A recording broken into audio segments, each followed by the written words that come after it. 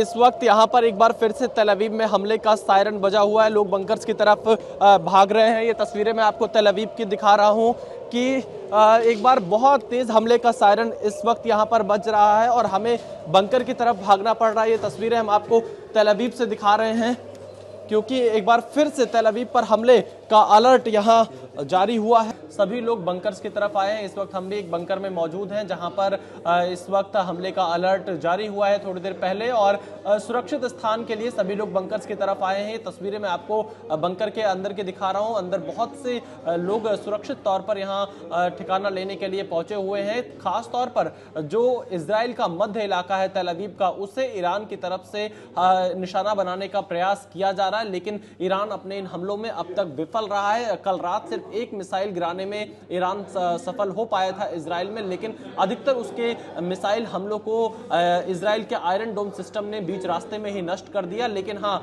यहाँ पर रुक रुक कर थोड़ी देर में ईरान की तरफ से आने वाली मिसाइलों का अलर्ट जारी होता है और कुछ सेकंड्स में ही बंकर की तरफ लोगों को भागना पड़ रहा है। कल देर रात तक भी ऐसी स्थिति थी और आज सुबह से एक बार फिर हमले का अलर्ट लगातार जारी किया जा रहा है।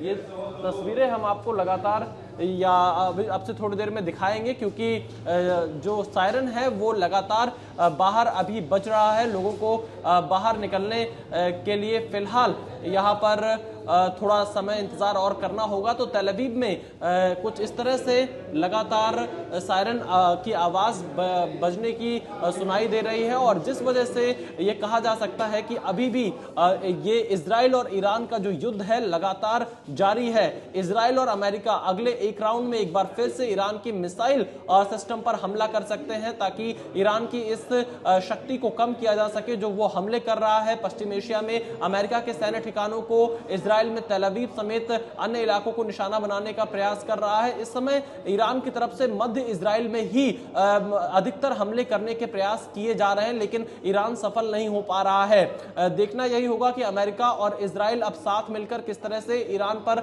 नेक्स्ट अपना टारगेट करते हैं, क्योंकि वहां पर अभी भी जो ईरान की मिलिट्री है वो इजराइल और वेस्ट एशिया में तमाम अमेरिका के ठिकानों को हमला करने का प्रयास कर रही है।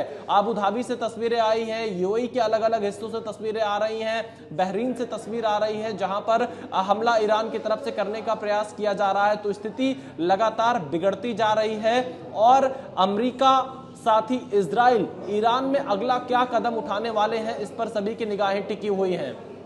एबीपी आनंद एगिए थाके एगिए राखे।